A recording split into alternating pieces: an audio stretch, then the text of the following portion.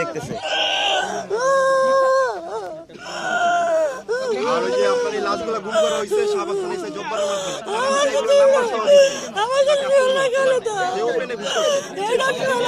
নাম হলো সাবেক নাহিদ ভাই এই বিষয়টা দেখতেছে। আর ওই যে আপনার এই লাশগুলো গুম করা হয়েছে শাহবাগ থানা এসে জব্বারের মাধ্যমে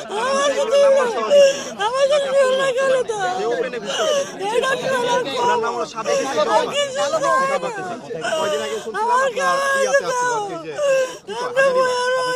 আমরা যা শুনছি মানে আমাদের একজন মায়ের, আমাদের একজন শহীদ ভাইয়ের মানে মায়ের এই আহাজারিকে সামনে রেখে আপনাদেরকে শুধু একটা কথাই বলি, মানে যখন এখনো আমরা একটু আগে দেখলাম একটা ছবি আমাদের একজন ভাইয়ের, এই খুনি হাসিনা যখন শুধু এই ক্ষমতায় টিকে থাকার জন্য আমার এমন হাজার ভাইকে খুন করতে বিন্দুমাত্র দ্বিধা করেনি।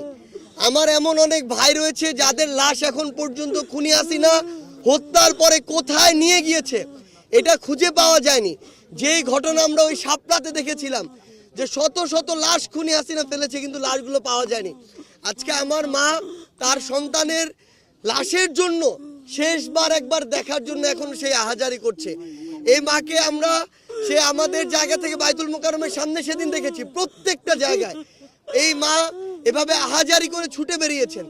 তো সবচেয়ে বড় কথা হচ্ছে আমরা হয়তো আমাদের জায়গায় সর্বোচ্চ চেষ্টা করতে পারি আমাদের ভাইয়ের লাশটা খোঁজার জন্য, কিন্তু এটা বলতে পারি না যে কখনো পাবো কি পাবো না। কিন্তু যেই ভাইয়ের লাশের জন্য আমার একজন মা এভাবে আহাজারি করে, যেই খুনির নির্দেশে আমার এই ভাইগুলোকে হত্যা করা হলো, সেই খুনির বিচার না দেখা পর্যন্ত কিভাবে এই বাংলাদেশে আমরা অন্য কিছু চিন্তা করি?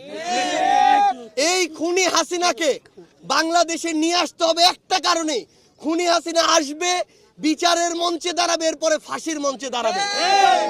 আমরা যেন যারা এই জুলাই অভ্যুত্থানে রাজপথে ছিলাম, আমাদের যে ভাইরা জীবন দিয়েছে, আমাদের যে মায়েদের চোখ দিয়ে এখনো এই কান্না আসছে, এই চোখের পানি পড়ছে, আমরা যেন মরার আগে অন্তত ওই খুনি হাসিনার বিচারটা দেখে মরতে পারি।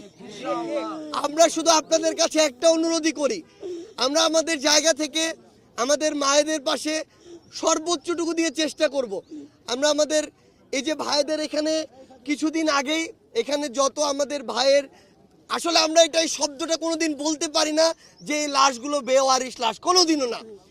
এটা হয়তো আমাদের সীমাবদ্ধতা যে আমাদের ভাইদের পরিচয়টা আমরা এখন বের করতে পারিনি, কিন্তু তাদের প্রত্যেকেরই ওয়ারিশ আছে এই বাংলাদেশে।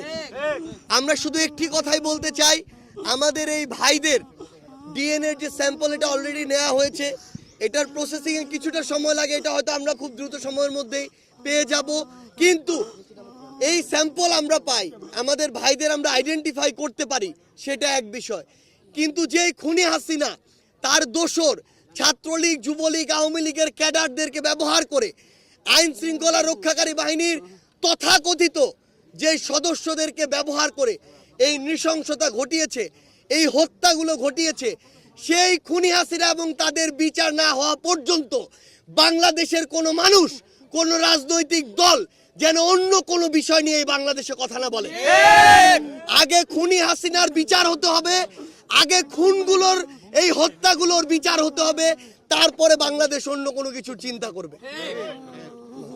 ভাই আমরা এখনো তো কোনো ধরনের মানে দৃশ্যমান কোনো পদক্ষেপ আমরা দেখতে পাইনি সরকারের পক্ষ থেকে।